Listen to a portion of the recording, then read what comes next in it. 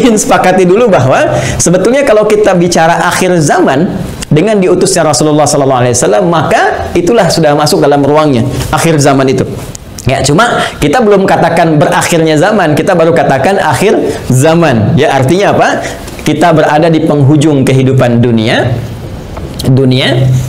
ya, dan akan dekat ke akhir kehidupannya, artinya selesai di dunia ini, karena dengan risalah selesai, maka tinggal umat menjalani sampai batas yang Allah tentukan.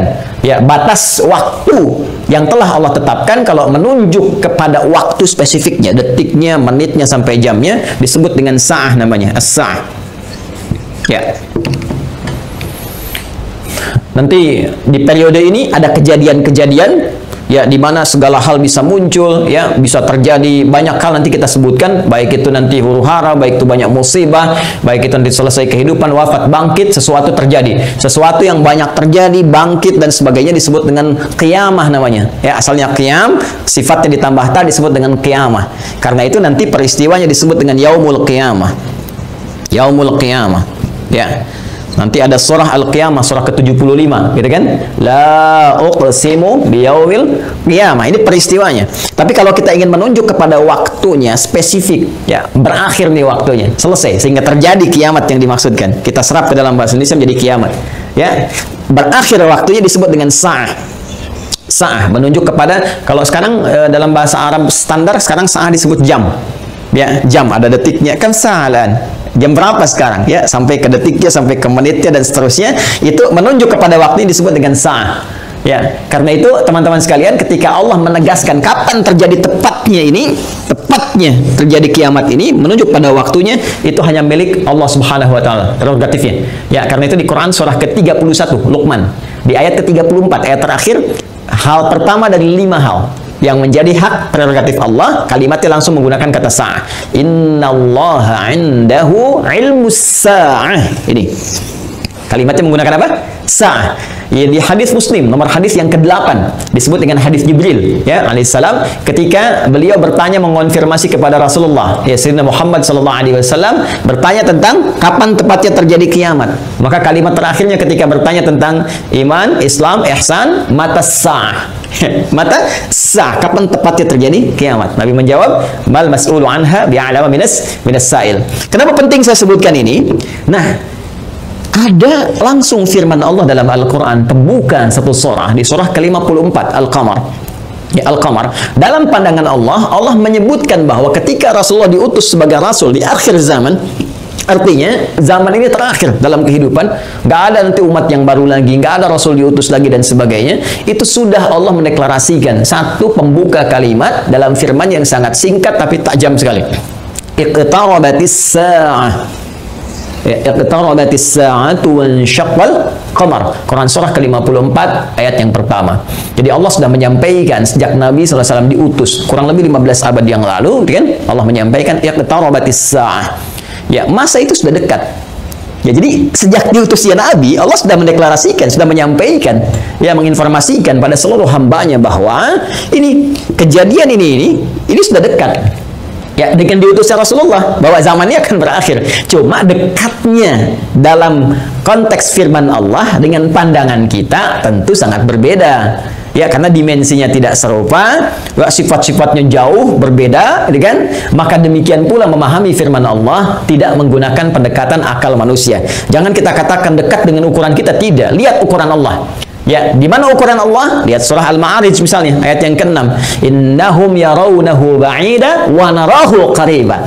Ya, mereka melihatnya masih panjang, kami melihatnya dekat. Kenapa? Karena ukuran waktu di sisi Allah, ya, itu sudah nggak pakai ukuran standar manusia lagi. Beda dimensinya. Ya, kita keluar dari wilayah kita di Indonesia dengan Malaysia sudah beda 1 jam. Ya, kita bisa ke Amerika, ke Kanada, itu sudah beda terbalik. Bisa di sini siang, sana malam. Ya, baik. Jadi apalagi kita ukur dengan konteks kehidupan akhirat. Ya, Ya, ketika Allah berfirman dengan kita di sini, antara kehidupan di luar bumi, di langit saja misalnya, itu yang sudah tidak ada gravitasi lagi, sudah gravitasi nol, itu perbedaan waktunya sudah berbeda jauh. Makanya ketika Al-Quran menginformasikan fi yaumin kana miqdaruhu alf sanatin mimma ta'udun, ya ada 1 tahun bisa beda 1000 tahun. Dalam konteks orang dihukum di neraka bisa setahunnya, seharinya serasa 50.000 tahun, sehari bisa 1000 tahun. Artinya kalau Allah katakan misalnya 7 hari, berarti masih 7.000 tahun ya. Ya, 2 hari berarti masih 2000 tahun dalam konteks terkecilnya, dalam pandangan kita. Tapi kita tidak tahu kapan itu terjadi. Secara singkat Allah sudah mengatakan bahwa sejak Rasulullah SAW diutus, ini keadaan sudah akhir zaman. Ya kan? 1. Dan sudah mendekat kepada kiamat. Cuma dekatnya itu kapan waktunya kita tidak tahu. Dalam pandangan Allah dekat, dalam pandangan kita ngitung dari masa Nabi ke sini masih 15 abad, belum kiamat juga, ya kan? Sekarang belum kiamat juga, makanya jangan tanya tentang waktunya. Ya, yang ditanya persiapan kita apa? Ya, kalau Anda bertanya tentang waktu pada sesuatu yang sudah diatur, kaidah mengatakan sesuatu yang sudah diatur jangan banyak ditanya lagi. Nanti menjadi semakin tidak teratur keadaan Andanya. Matahari terbit dari timur, tenggelam di darat, masih Anda tanya kenapa terbit dari timur? Itu kurang kerjaan. Kurang kerjaan. Ya, kenapa malam gelapnya? Itu kurang kerjaan. Jelas ya? Kenapa? Karena sudah kita mengerti, itu ma'lumun bid-darurah, sudah dipahami, sudah dimengerti. Naluri kita sudah bisa membaca, akal kita sudah mengetahuinya, ditanamkan dalam diri kita. Karena itu, sesuatu yang sudah Allah atur, jangan ikut-ikut mengatur lagi. Ya, Nabi pernah ditanya tentang kiamat, Nabi tanya, bagaimana persiapan kamu kalau terjadi besok? Jangan tanya waktunya. Karena Allah rahasiakan semua itu supaya memberikan getaran pada jiwa kita dan katalis pada diri kita untuk meresponnya dengan semangat beramal dan menyiapkannya. Itu poinnya. Baik, jadi kalau kita sudah pahami ini semua, bahwa kita hadir saat ini, aktivitas kita ada di penghujung zaman, artinya memang kita sudah berada di akhir zaman, tapi kita tidak tahu kapan zaman berakhir, tapi kita bisa melihat tanda-tanda yang disampaikan Rasulullah SAW di setiap perubahan-perubahan yang terjadi di akhir zaman itu. Perubahan-perubahan inilah yang menjadikan kita mesti menghadapi tantangan-tantangan yang dimaksudkan, karena setiap era perubahan tadi itu ada tantangannya tersendiri, tahadiyatnya sesuai dengan karakteristik umatnya. Nah, pertanyaannya, apa yang diinformasikan oleh Rasulullah di zaman beliau berupa tantangan-tantangan sampai perubahan-perubahan setelah masa-masa beliau kemudian wafat, bagaimana prediksi-prediksi yang disampaikan oleh para sahabat, ini yang coba kita uraikan. Dan di antara uraian itu ada yang teman-teman sebut dengan petaka-petaka, ada yang kita istilahkan dengan musibah-musibah. Seperti apa musibah yang digambarkan itu di setiap waktu-waktu yang berganti sepeninggal Nabi SAW, itu yang coba kita turunkan. Lalu kita akan mengaji bagaimana Nabi memberikan petunjuk kepada kita dengan izin Allah Subhanahu wa taala, saking sayangnya kepada kita, supaya setiap umat yang mengalami masa-masa itu lulus menghadapi ujiannya. Itulah rahman Allah Subhanahu wa taala. Itulah diantara sifat Rasulullah yang disebut dengan rahmatan lil alamin. Saking cintanya kepada seluruh pengikut beliau, umat beliau, maka beliau memohon kepada Allah diberikan petunjuk oleh Allah, begini setiap era ini nanti akan ada begini. Nanti kamu akan hadapi begini. Begini cara menghadapinya, begini cara menjaganya. Kalau kita lakukan itu dengan baik, maka Allah akan menyelamatkan kita dari keadaan-keadaan yang dimaksudkan dan lulus kita ujian sampai kita menghadap kepada Allah Subhanahu wa taala. Kehidupan ini sebentar. Ya, sebentar. Jadi kalau kita terlampau banyak mainnya, sayang. Ya, pada akhirnya kan selesai. Karena itu patut kita menata diri dengan baik supaya maksimal kita bisa hadapi. Nah, mari kita turunkan. Kalau sudah paham ini, mohon maaf ya, saya izin hapus dulu. Bismillah. Saya berikan kesimpulan dulu sejenak. Jadi jangan lantas nanti diartikan akhir zaman, kiamat gitu kan, padahal kita juga sedang di akhir zaman sekarang. Kan Rasulullah diutus Rasul akhir zaman. Sekarang kita ustadznya ustadz akhir zaman gitu kan. Dan ada presiden akhir zaman, menteri akhir zaman, lihat lurah akhir zaman, termasuk juga sekolah-sekolah akhir zaman dan sebagainya. Tapi zaman itu sampai berakhir seperti apa tahapan-tahapannya, bagaimana ujiannya, itu yang kita lihat. Ya, di kesimpulan pertama, 1, tentang akhir zaman sudah kita bahas. Ya, adalah satu era terakhir, ya, era terakhir dari umat manusia yang beraktivitas, ya kan, di bumi. Ini ya, era terakhir dari umat manusia yang beraktivitas di bumi. Jelas ya? Nah, ditandai dengan diutusnya Rasul terakhir yaitu Rasulullah Sayyidina Muhammad sallallahu alaihi wasallam, kan? Sallallahu alaihi wasallam. Kemudian karena siap Rasul itu membawa petunjuk, juga diberikan petunjuk berupa hudan terakhir, itu berupa Al-Quran. Karena Al-Quran pun ketika diturunkan Allah menyebut dengan hudan. Buka Quran surah kedua Al-Baqarah di ayat 185. Syahrul Ramadan alladzi unzila fihi Al-Quran hudan linnas. Ya, hudan linnas wa bayyinatin minal huda wal furqan. Baik, sekarang dari sejak diutusnya Rasulullah sudah masuk akhir zaman, bagaimana perjalanan? Nah, kalau kita turunkan dari sini di masa Rasulullah SAW, Rasul ya SAW sampai dengan kita sekarang, ya, sampai kita sekarang di masa kini, kurang lebih ada sekitar 15 abad.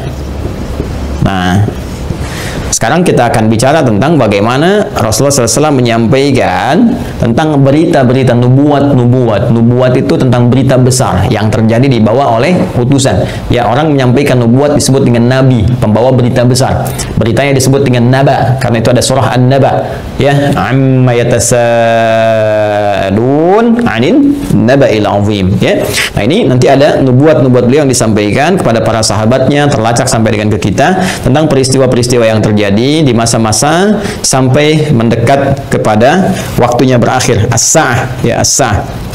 Ya, ini karena akhir di sini akhirnya selesai gitu, nggak bisa ditulis lagi, dan karena kita di sini ya dekat ya, tapi kan nggak tahu masanya kapan. Jadi kurang lebih gini lah, ya, supaya agak ngeles sedikit bahwa papan tulisnya udah nggak cukup.